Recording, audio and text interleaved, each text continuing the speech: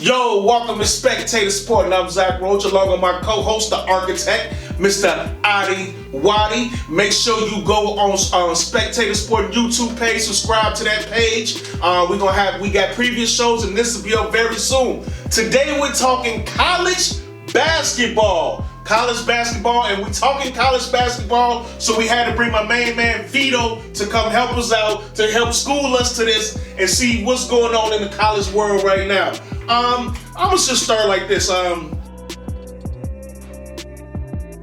It's a pandemic. It's a pandemic going on, but college basketball is still going on, so it is a bit different. But you still got some good basketball going out there. So Vito, tell me, which team in college basketball right now do you find the most interesting?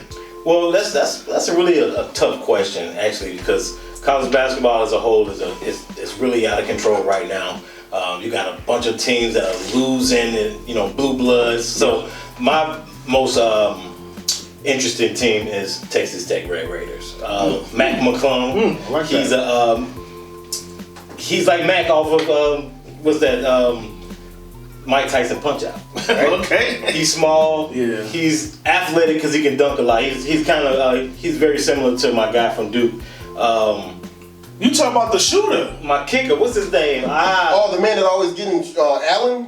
And Grayson Allen. Okay. I'm sorry, Grayson Allen. Grayson Allen Cone. Okay. So, I hope he tripping people too? no. Oh, okay. He got a lot more integrity than him. He's a solid guy. He Okay. transferred from Georgetown, right? Georgetown transfer, came in and instantly hit the college basketball scene, and he's beat some of the top teams in the country already. Lost to Baylor, but they beat everybody else. So that's my most interesting team. Yeah, they are very interesting. And I remember he was at Georgetown under Patrick Ewing at first, and then he did no transferring. Adi, tell me, what team are you looking at in college basketball? Who's interested in your opinion? Well, I'm looking at the Houston Cougars, all right? They beat 13th ranked Texas Tech earlier in the season. They beat them by double digits. And you got the junior shooting guard, Quentin Grimes, and the sophomore guard, Marcus Sasser, combined for 32 points in that game. But the Houston Cougars did face some controversy a few days after Christmas when their leading scorer from the previous season, Caleb Mills, he left the team and eventually transferred to Florida State. But that setback pretty much created opportunity for other role players like freshman Tremont Mark. He had 16 points and 5 rebounds against Tulane. Then you have Cameron Tyson. He hit 9 threes and scored 32 points in that game. And you got the do-it-all point guard, the John Jiki Jaro. This man's averaging 5 rebounds, 4 assists a game. The Houston Cougars, they defeated Wichita State. They just blew out SMU to go 15-1 as Marcus Sasser led the squad with 19 points and 3 steals. The big man, Justin Gorham, he had 9 points, 17 rebounds in that game. He's number 1 in D1 basketball in offensive rebounds per game. The man's a beast in the paint. Their go-to guy, Quentin Grimes, he is looking like a late first-round pick. He's number 3 in the American Athletic Conference in points per game with 16. But this Calvin Sampson squad's identity is on the defense. They're number 1 in college basketball in points allowed per game. They're dangerous. They can hit from outside. They can lock you up. They can score inside. The Houston Cougars, look out for them. I believe they're number 5 in an AP poll right now in the top 25. Houston Cougars have been playing some ball. There's a couple teams I'm looking at it. I'm gonna get y'all opinion on it. I've been watching Alabama. Yes. Led by the freshman Jay Shackelford. Did I say that right? Shackelford, and then Illinois. What about Illinois? Illinois is back. That's not really that shocking though. Yeah, Illinois. We'll get into that later. No, that's not shocking because they actually was good last year. They got building up to pros. Yeah, Underwood has done a good job in Illinois. There's no question. He's getting to recruit. Big man, especially Kofi Cockburn leading that team. But Michigan Wolverines. Yes. Yes, the Michigan with Juwan Howard leading the way. They're back. Yep, they are back. They are getting some powerful recruiting classes now. So I'm looking at Michigan. What's your thoughts on what I just said? Alabama. Alabama is solid. I think Alabama's ready to compete. Yeah, they just blew. They was on a 10-11 game winning streak, but they lost to Oklahoma the other day. So, but they've been playing some ball. Oklahoma's been playing good as well too. What's your thoughts on Illinois? Well, Illinois, that was a huge win over Iowa. It was great to see Coburn versus the man Garza. He's going to be like the player of the year, or at least the Big Ten player of the year. And Illinois came up with a big win, and it was great to see them. And they're trying to get in the top 10 to the top 25, but they're moving up the ranks. And so they should make the big dance. It's going to be very, very interesting in March. And no question about it. And shout out to Ohio State in the Big Ten right now. They've got some big wins. The Big Ten is... Shout out to the Big Ten. The Big Ten is looking really good right now. There's no question. Wisconsin, Rutgers, Maryland is still good. Right. So they might have a lot of teams in there. Even Northwestern. Yeah, they kind of slipped a little bit. They started off good. They did. They still in the mix though. Yeah, Michigan State has been a little disappointing. Oh yeah, they've been disappointed. I thought when they beat Duke, I was like, okay, we got it. But then I would look at Duke. I'm like, oh, okay, I can understand why they beat Duke now. But but it has been some interesting stuff going on. I want to, Adi, I'm gonna come to you. Which player in college basketball have you been keeping an eye on? I've been looking at the Arkansas Razorback, Moses Moody. Okay. He's a 6'6" guy. It's a shooting guard from Little Rock. Moody has a smooth jumper. He doesn't need a lot of room to get a good shot off. This guy, he's looking like a one-and-done freshie. He's projected to be at least a lottery pick in the upcoming draft. He's number 7 in the SEC in points per game, averaging 16. He had 28 points against Alabama, the Crimson Tide, and they're number 10 in the nation, ranked. And also versus Vanderbilt, he only missed 3 shots in that game, but he had 26 points, all right? This guy, he doesn't try to force the issue. And he lets the game come to him. He doesn't try to do too much. But I would like to see him get more aggressive and create his own shot. He has the ability with the nice cross, drive, and floater, or he can pump fake you, drive and stop and pop for this J, or he can go all the way to the paint and finish strong in the paint. And so now Moses Moody, if he can establish some consistent quality play down the stretch in the SEC tournament and elevate the game of his teammates, Arkansas can get off the bubble and make the big dance. And Moses Moody can elevate himself into a top 10 pick or even a top 8 pick in the NBA draft. Keep an eye out for Moses Moody with Arkansas. Okay. Vito, same question to you. Who you keep? What player in college basketball you keeping your eye on? Actually, it's Cade Cunningham. Yeah. And for a lot of different reasons, right? Well, so my main purpose behind picking Cade Cunningham is really because he chose the opportunity to not go to the Big Dance this year, right? He chose a school that was going to be, not academically, but ineligible to play in postseason activity. He still went. Yeah. That means he's putting his game on display. He's going to show the world that I'm going to be number 1 pick no matter what. I don't need a Big 12 tournament. I don't need a big dance to be number 1 pick in the draft. And I'm going to continue to watch him until the very last game, because the last game of their season is the last game of probably his college career. So he's going to play hard every single second. So that's the guy I'm looking for. I feel both of those are good players y'all name. Jalen Suggs for me. I love Jalen Suggs. I think he's big time. I think it's NBA big time player written all over him. I mean, he got the size, 6'5", averaging 13.5 points, 5 rebounds a game, almost 5 assists a game, shooting over 50%. I mean, and Gonzaga helping them to the number 1 seed. I mean, number 1 in the nation right now.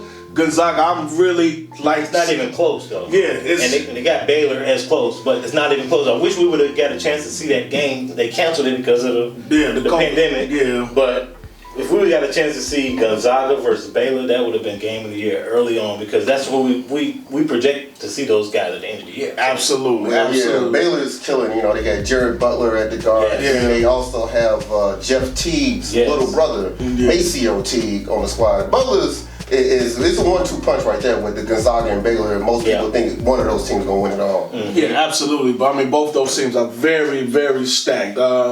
Vito, what team in college, we talked about what team was surprised, what was looking or interested in. What team has disappointed you this year? Oh, it's a lot of them. It's not what I'll use the term the blue bloods, because most of the blue bloods have been down this year, right? We got Kentucky, awful this year. Duke, awful. Michigan State, awful. North Carolina was down last year, but they're awful again this year. So it was a really more or less a what you call a grand slam for the Blue Bloods to not be good this year. And I got an interesting theory behind that. Most of the Blue Bloods bring their students in on campus really early. They go to Europe. They go to do all this stuff that most of the either middle tier or even smaller schools don't do. Right. This year they had to go build a new team. Got a bunch of all those teams got a bunch of young guys, freshmen, sophomores, maybe a few juniors sprinkled in, no seniors. There's no leadership on those teams, and that's the main reason why they're down, because they didn't get a chance to get the full Coach K, the full Izzo experience. Yep. And they're suffering for it right now because they're playing against a bunch of veteran-led teams that they need to get the motivation to get up and go to, Chow Hall or whatever you want to call it. Right. And they built that camaraderie because they've been there for years. Duke, North Carolina, Kentucky, and Michigan State, and it's probably one I'm leaving out. Kansas is not as down. They're not as down as those four that I named. Kansas is still, ranked, and they're in the slump right now. They're really in the slump right now, but they are still ranked, but they're going through a slump. All the Blue Bloods are looking bad. And, if you count Michigan as a Blue Blood, they haven't really been strong in basketball as of late. But that's really the only one that's up in Texas, maybe. Yeah. But Blue Blood teams are down, and it's all of them. It was crazy to see when you look at the top 5. There's no Kentucky. Top 25. There's no Kentucky. Yes. There was no North Carolina. There was no Duke or Michigan State. Yes. That's crazy. I don't know if that's ever happened. That's weird. That's weird. The game that comes up on Saturday was the date. February the 6th is Duke, North Carolina. First time they've played in 60-something odd years that neither team was ranked. I think it's 1959. That's crazy. Wow. Check that stat. They haven't played where neither team was ranked since like 1959. Well, that's absolutely amazing. That's crazy. Blue Bloods. Adi, who's disappointing to you? Well, I'm going with Tom Izzo's Michigan State Spartans. They've made 22 straight NCAA tournaments, which is the third longest streak in college basketball right now. And they was ranked at number 13 in the Associated Press preseason poll. But they have been struggling in the Big Ten. Last week they was down only 3 points against Rutgers, but with 2 minutes to go in the first half. But they let the big center Miles Johnson have a dunk fest. This guy, he dunked all over Marcus Bingham. He dunked on him, and Miles Johnson ended the game with 13 points, 14 rebounds, and 5 blocks. And Ron Harper Jr. from Rutgers, he dunked on Marcus Bingham as well. Rutgers went ahead and shocked us with a 30-point victory over the Spartans. And so, not that shocking this year. Yeah, I wasn't expecting Rutgers to really hand it to him like Ron that. Harper Jr. is very good. Yeah, Ron Harper Jr. And so he's dunking on people. And then you got 3 days later they played the Buckeyes, and Michigan State was getting banged in the post by E.J. Lindell. He had 20 points and 8 rebounds in that game. Michigan State is losing by 20 points in the second half, and they ended up losing that game. That was their 6th loss in Big Ten play this year. Michigan State, they couldn't throw a rock in a lake. They shot 32% from the field, 20% from downtown. That's not going to cut it. And so now it's a tall task trying to recover from the loss of their point guard Cassius Winston. He was a second-round pick. He's with the Washington Wizards. And their big man Xavier Tillman, he was a second-round pick. He's with the Memphis Grizzlies. He's actually playing pretty good with Memphis. He's actually, but go ahead. I'm sorry. But that was a big loss. Those 2 big losses, like Vegas was mentioning earlier about the leadership on the team, they lost that, and they're trying to recover. But Michigan State was supposed to have a nice big 3 with the new leadership at point guard with Rocket Watts. They had Aaron Henry. He withdrew his name from the draft, came back for his junior year, and they finally got the Marquette transfer, Joey Hauser. He was eligible, but when your team is the worst team in the Big Ten in 3-point shots made, shooting 32% from downtown, you're not going to win that many games. You got to be able to make shots. You got the guy, Gabe Brown. He shoots 46% from downtown for Michigan State, but he missed those games against Ohio State and Rutgers because of COVID protocol. Hopefully he's okay. He can come back and get some shots up, but they got to start making shots, and they got to start banging in the paint. They're looking soft in the paint right now. We'll see if they can turn the season around. That's crazy to say, because being soft in the paint, that's something that Michigan State has never been associated with. Right. One thing they was always was tough in the paint. They was always one of the best defensive teams and always one of the best defensive rebounding teams. So to see them the way they're playing right now is kind of crazy. They outwork you. Yeah. That team would outwork you no matter what, no matter who they had on that floor. You know, you got a lot of NBA products based on that hard work. We got Denzel Valentine. He made it to the NBA because they worked hard. Yeah. The guy that everybody loves to hate, Draymond Green, hard workers. Yeah. These guys don't even look like they're working hard. But I will give them an excuse. The excuse is that before they played Rutgers last week, they was 20 games without basketball activities because of the COVID protocol stuff. And so they're saying they was rusty and things like that. But, you know, a lot of teams are going through similar situations. It is what it is. So just got to play. They just lost those games, and we'll see if they can bounce back. Yeah, I mean, y'all pretty much named it. I was going Duke and Kentucky. I mean, because it's just strange to see, you know, they have the number 1 and number 2 recruiting classes in the nation, and to see them struggling like this. But the only thing about these blue blood teams that we're talking about that's struggling, they still have a conference tournament. Yes. I was going to mention that. They still have a conference tournament. That's going to make it interesting. So you just never know, you know. Duke and Kentucky is the type of team that can just find themselves when they, and so is Michigan State. That's a team. You know, when it comes down to March, when it gets late February, March, Michigan State usually takes it up another guy. I don't know if they're gonna be able to do it this year. Right. But so I'm not counting none of these teams out yet because you still have the conference tournament. Hey, UCLA is up a little bit too this year. Yeah, they are. They are surprisingly, because UCLA is down. They've been down for years. It's Westbrook years, I would say. Maybe a few teams in between time, but no, they was good when Lonzo was there, but that was it's been ever since Lonzo, then. Yeah, but they haven't been. So that's So speaking of all that, Vito, we talked about disappointing teams that's looking good. Who's gonna win it all? Who's gonna be the NCAA champion by the time the end of this season? So I got a prohibited pick for the champ. But since you got my juices flowing, thinking about the possibilities of all these blue bloods coming back. Right? So we counting them out. They done. You know, everybody's out. Everybody's done. But I still got Gonzaga because they're led by a bunch of seniors and a bunch of ball players. They go 12 deep. Yeah. I think he literally puts 12 people in the game almost every game. Yeah. They got transfers. They got a guy from SIU is a transfer. A guy from SIU is playing for Gonzaga, and they're gonna win a national championship. That's like a slap to my face. Gonzaga is stacked completely, and I got them as the national champions coming out of I think Spokane. I think that's a region this year, Spokane. John Stockton. Yep. So I got them, but I'm hoping for my Duke guys to come through and shock the world. And, it could be anybody, but Gonzaga is probably the prohibitive favorite. Yes, Gonzaga is very, very, very good.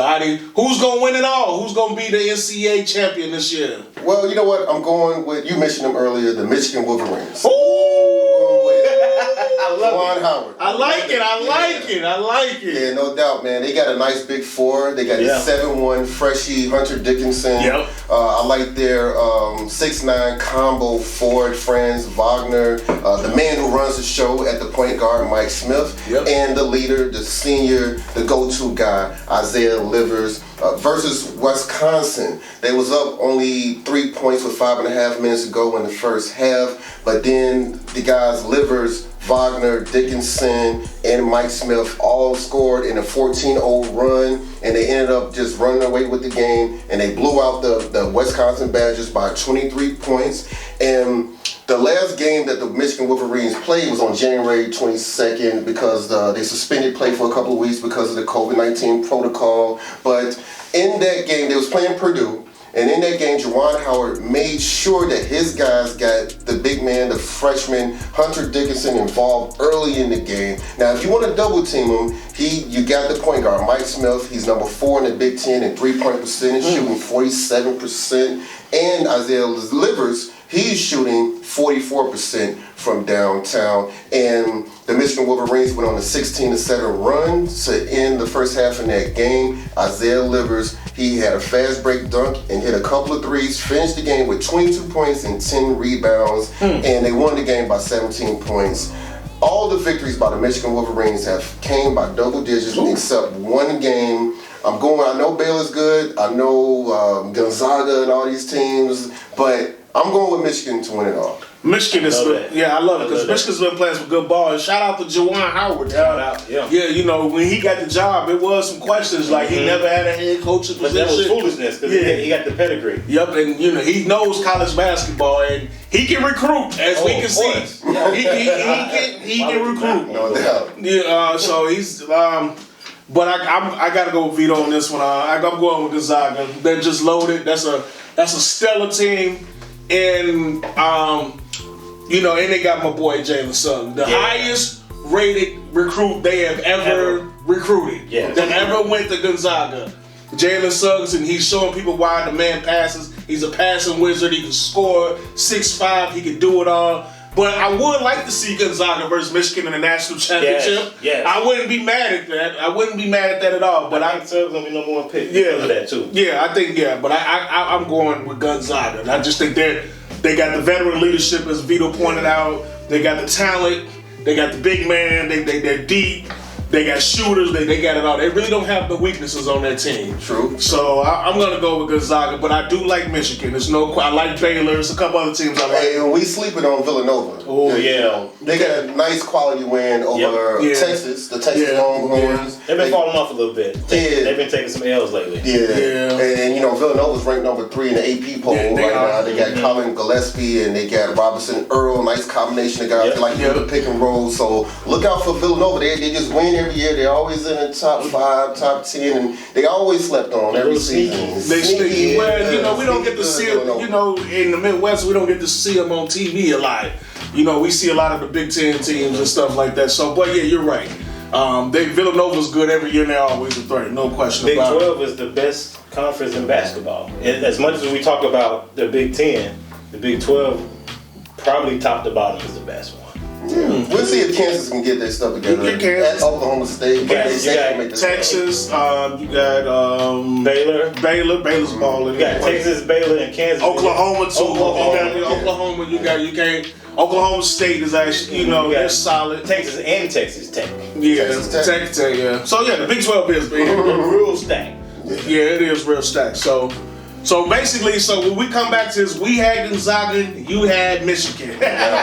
No question about it. You've been watching Spectator Sporting. We've been talking college basketball. Shout out to my co-host, Mr. Adi Wally, the architect. We want to thank Mr. Vito for coming on the show and talking college basketball with us, schooling us, giving us some knowledge. So in the meantime, in between time, till next time, we out. Peace.